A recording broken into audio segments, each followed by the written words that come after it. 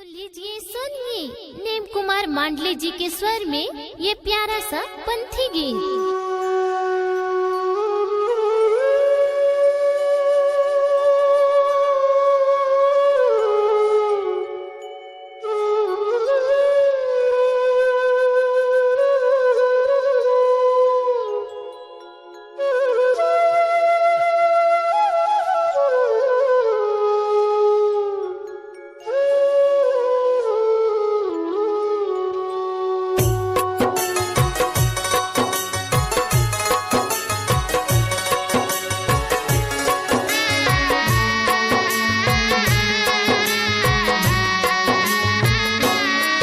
कब दर्शन देबे बाबा, कब दर्शन देबेगा, कब दर्शन देबे बाबा, कब दर्शन देबेगा। हे दया के सागर घासी बाबा कब आबेगा, हे दया के सागर घासी बाबा कब आबेगा। कब दर्शन देबे बाबा, कब दर्शन देबेगा, कब दर्शन देबे बाबा, कब दर्शन देबेगा। हे दया के सागर घासी बाबा कब आबेगा, हे दया के सागर घासी बाबा कब आबेगा।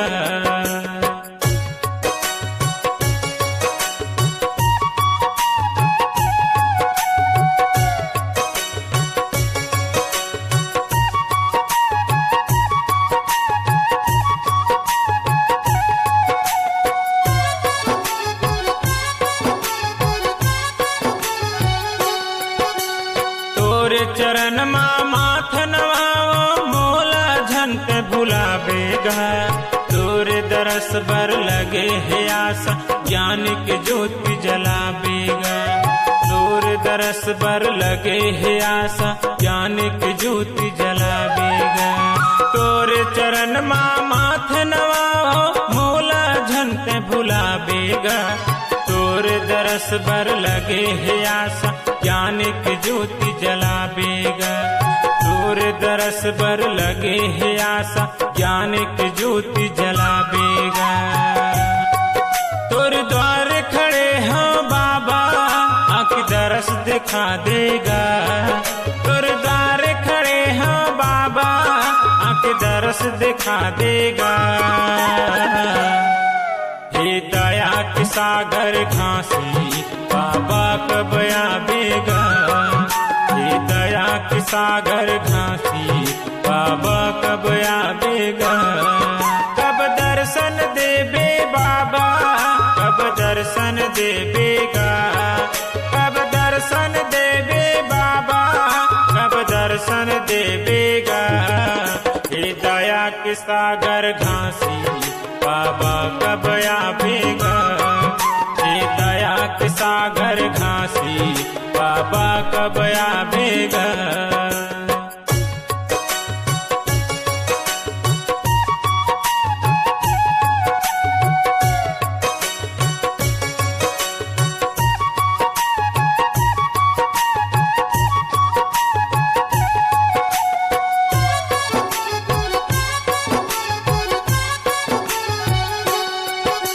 सबके तहा बिगड़ी बनैया मोरो बिगड़ी बनाबेगा।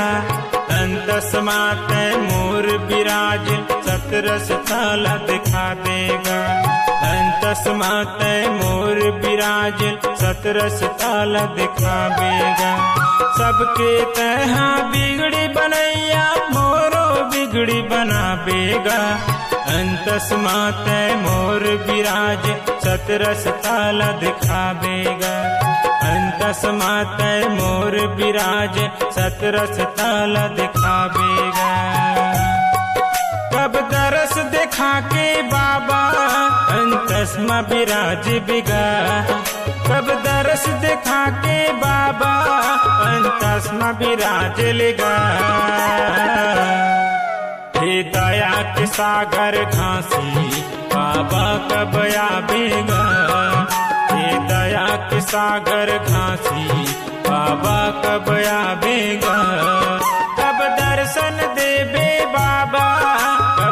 दर्शन देवेगा, कब दर्शन देवे बाबा, कब दर्शन देवेगा। हे दया के सागर घासी बाबा कब आवेगा, हे दया के सागर घासी बाबा कब आवेगा।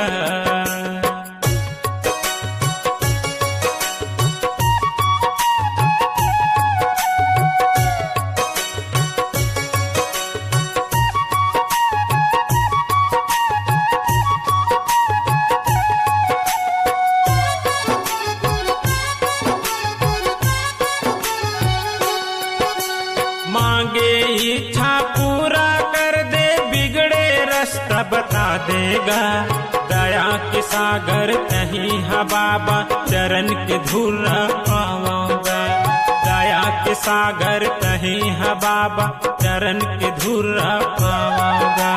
मांगे इच्छा पूरा कर दे, बिगड़े रास्ता बता देगा। दया के सागर कहीं है बाबा, चरण के धूल पावेगा।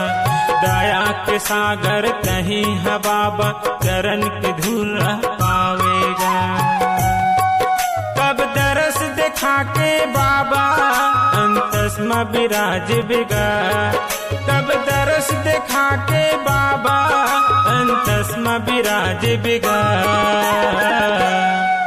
हे दया के सागर घासी बाबा कब आवेगा, हे दया के सागर घासी बाबा कब आवेगा।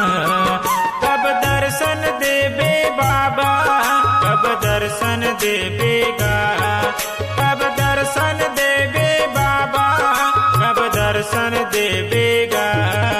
हे दया के सागर घासी बाबा कब आवेगा, हे दया के सागर घासी बाबा कब आवेगा। हे दया के सागर घासी बाबा कब आवेगा, हे दया के सागर घासी बाबा कब